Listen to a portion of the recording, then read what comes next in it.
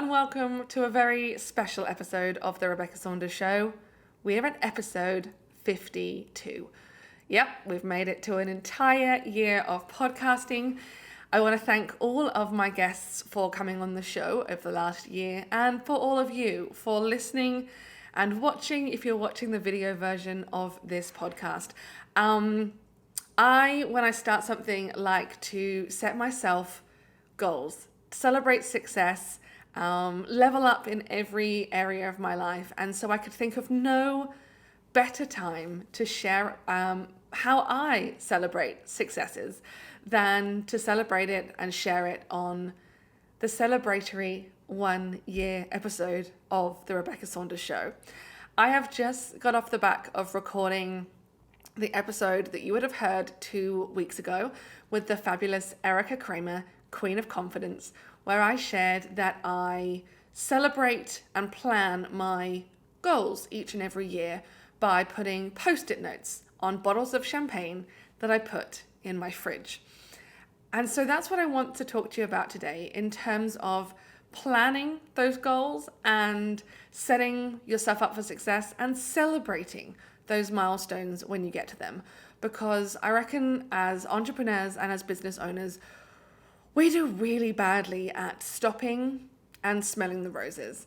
We never take enough time to stop and sit and appreciate the things that we've actually achieved. We are always striving for that next thing, for the next thing that makes it even bigger and better. And we don't necessarily stop. So I wanted to just I guess the starting point for that for me has always been that I'm a visual person. I love to mood board. I love to have mantras around. I love little things around me that remind me the reason that I'm doing things. Examples of that are right now my necklaces say love and inspire. And they're two big words for me this year. My word for the year, as I pick a word every single year, my word for 2022 was Lakshmi. And Lakshmi is the Hindu goddess of abundance, prosperity, love, wealth, and beauty. And for me, I wanted it to be something royal and regal, but also spiritual and meaningful. And I wanted a year this year of love and ease and grace. And so I did that on my mood board. I put all the things on my mood board that I wanted to achieve in the year. And that mood board on this occasion I did on Canva. Historically, magazines, rip them all the pages out, stick them all together, have a nice little collage of images. But this time around I did exactly the same thing, but in Canva. So that image, that mood board, has become the background to all of my computer screens. I say that because it's on the computer screen in my laptop, it's on the computer screen of my computer in the office, and it's on my computer screen of my desktop at home.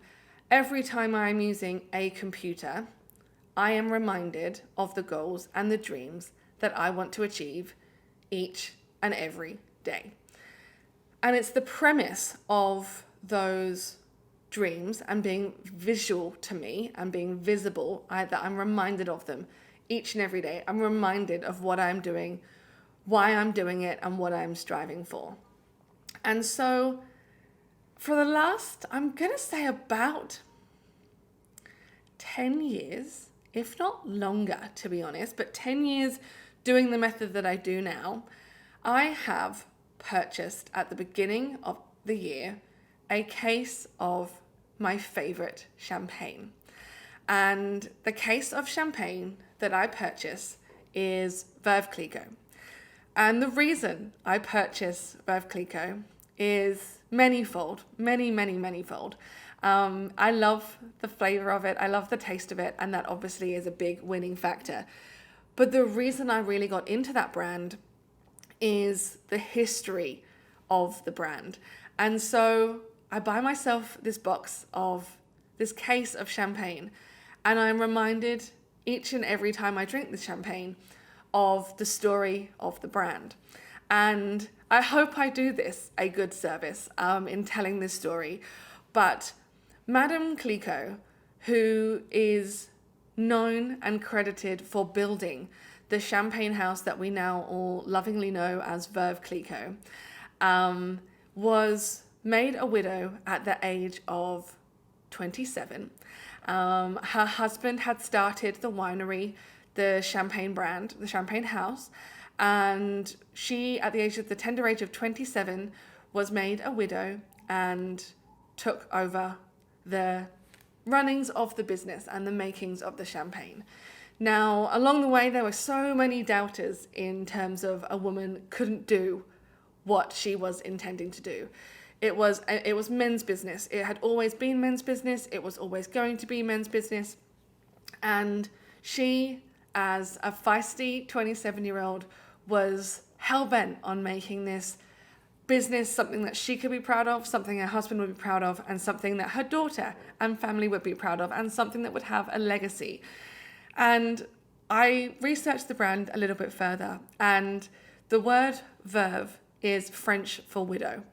So her name, like Madame Clicquot's name, Widow Clicquot, is on each and every bottle of champagne. And each and every time I open a bottle of Veuve, I am reminded of the strength and the power and the courageousness of Madame Clicquot at the age of 27, striving to build the business and the brand of her dreams. And the legacy of that, to me, just tingles and gives me all of the feels. And so that is the brand of champagne that I choose to drink. On very, very, very special occasions, I'll buy the Grand Dame. And I'm probably saying all these words wrong for those who speak French and have the French, I'm going to say twang, which is, again, the wrong word to use, but for the sake of the podcast and you listening and watching, you know exactly what I mean. I buy the fancy big bottles for very special occasions. So when we bought our house, when we were going to get married and our wedding had to be moved because of COVID, they're the big days that we celebrate with the big bottles of fancy. We're talking hundreds of dollars for a bottle of champagne. But Veuve, as a standard champagne of choice for me, is my standard of champagne choice. It is a case that I buy each and every year. I buy 6 bottles as a minimum, sometimes 12, but 6. I make sure they're in boxes, which if you're in Australia now is very hard to come by champagne in boxes. They're coming in like cases, just bottles. I get them in boxes. And the reason for the boxes is I write my big, crazy ass goals for the year. And I write it on a pink Post-it note. And I put the Post-it note on the top of the box. And I lie that box of champagne down on the bottom shelf of my fridge. And I start the year with a row of champagne bottles, which remind me each and every time I open the fridge of the goals that I am striving for. Examples of those goals have been hitting the 7-figure mark. The fact I could crack that in the middle of a pandemic, taking my business from 0 to 7 figures when the whole video industry around me was crumbling, mind-blowing, incredible. Popping that champagne was one of the best feelings ever. It's a huge celebration of success, of grit, and of sheer determination. Others were buying a house. So my husband and I had been looking for the perfect country house for a really, really, really long time. And we found out quite late of an evening, I'm going to say 9:30, 10 o'clock, that our offer on the house had been accepted. And it didn't matter what time of day it was, I was cracking open that bottle of champagne to celebrate. So we brought out the nice champagne glasses, we cracked that bottle of champagne, and we got to celebrate because we'd been looking at that goal and been striving to get that house for so long that just the popping of that champagne made me celebrate. And so the reason I'm sharing this with you around the reason why we should stop and think about the way we celebrate our successes is because as business owners and as entrepreneurs and as, women that strive to go further and further and further in what we want in our worlds and in our lives, and in the lives of the people around us and those that we love, is we don't stop enough and we don't celebrate the milestones that we are achieving each and every day. What we achieve in a day, most people wouldn't achieve in a month. It's one of those things that we are running at the speed of light, and we need to give ourselves permission to stop and to celebrate and to be excited. And so when this podcast drops, if you're listening to it on the date that it drops, which will be the 25th of October, 2022, we are 8 weeks away from Christmas, which means we are not very far off the end of 2022. And this is an exciting time to start planning for 2023. There are 3 things that I am going to be doing at the beginning of November. 4 things, actually. I'll do 4. And those 4 things will set me up for huge success in 2023. So those things are, I'll be picking my word for the year. Now that word for the year will be a theme that runs through my year. As I said, this year was Lakshmi, and it was all about abundance, love, prosperity, beauty, and that just rippled through everything I did. So pick a word that's going to be your theme that is going to ripple through everything in your year. The second thing I'm going to do is draw up my vision board.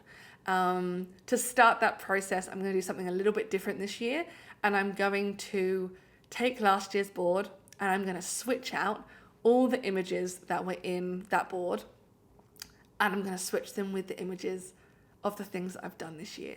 So I know, looking at my vision board that is above this computer, yes, if you are watching it as a video, you'll see that I'm not in my normal studio to record this podcast. I'm in New York City in a hotel room, and I have printed and laminated my vision board, and it is stuck on the wall. But I know that those images are going to be replaced with that beautiful desert image is going to be replaced with photos of me trekking the Larapinta in Australia. I know that the pictures of the island and the beach are going to be replaced with photos of me on Necker Island meeting Richard Branson this year. They're going to be replaced with pictures of me in Hawaii hanging out in a ridiculously bougie $30 million house on the beach, surrounded by fellow business owners wanting to level up. I know that the picture of the puppy that I put on that board is going to be replaced with a photo of my dog Bailey, because he came into our world this year. I know that the picture of a happy couple getting married is going to be replaced with a picture of me and my husband, probably with my family and our family and friends behind us in that shot, because we managed to get married at the beginning of the year with friends and family from all over the world that could finally come when Australia's borders opened. And so I know, looking at all of that, that I can sit and spend some time in reflection of, hell yeah, I did that. That happened. I made that happen. I know that I hit my financial targets because I have little charts on the wall that I tick things off of. So I'm going to redo that vision board. I'm also going to write out my list of 52 things. Now that sounds very vague if you haven't heard me talk about it before, but I write a list of 52 things I want to do every year. And this 52 things is because there are 52 Saturdays in a year. 52 Saturdays. Actually, when you put it down in quantities like that, it doesn't sound like a lot. And so what do I want to do with those 52 things? Now, these are personal things. These are not business things. These are personal things that I want to get done. And sometimes they're as simple as booking a dentist appointment. Sometimes I just need to be reminded that I need to do that adulting task. Otherwise, it won't get done. And other times, it's things like go on a hot air balloon. Go to an Italian cooking lesson was one of them. Ride in a helicopter. You know, all the things that you go, wouldn't it be cool if that could happen? Wouldn't it be cool if I could go to a Broadway show? Write down a list of 52 things that you want to do and tick them off. Tick them off as you go. It could be, if you've got kids, just spending a weekend away with the kids, spending a day off work, taking your son or daughter away for a mum or dad and kid play date for the day when they take them out of school and have a bit of fun. I don't know. It could be anything. Whatever's important to you, putting it in front of you on a list and making it visual reminds you both consciously and subconsciously of its importance, and reminds you to actually get it done. And then the fourth and final thing I'll do after doing all of that is I will go and buy that case of champagne, and I will write my post-it notes of my big, scary ass goals, and I will put the post-it notes on those bottles, and I will put them in the fridge. And I will make sure that I see those post-it notes multiple times a day to remind me of those goals. And I know that when I open that bottle of champagne, that I am reminded of that legacy, I am reminded of my hard work, and I sure as hell am going to celebrate the successes that I'm achieving, the goals that I'm smashing, and the dream life that I'm living. And so my challenge to you listening to this podcast is, how are you going to celebrate your successes? How are you going to be able to be mindful of the goals that you set and not just write it in a notebook, put it in the cupboard and put it away? How are your goals and your dreams going to be at the forefront of your mind so that you make them a reality? I know that I'm living my absolute dream life. This podcast is being recorded from New York City. Last week I was in Hawaii, and next week I'm in Spain. I am living the most incredible life, running the most incredible business, and have the most incredible and supportive husband and family to enable me to do what I do. It's pretty cool. It's pretty amazing. And there's going to be a heap more champagne being popped in the last 2 months of 2022, and a hell of a lot being popped in 2023. So I'm going to say cheers to the end of this episode, and I would love it if you would share with me the way that you celebrate and mark your landmark goals and smashing those targets that I know you're going to have for yourself, your life, and your business next year.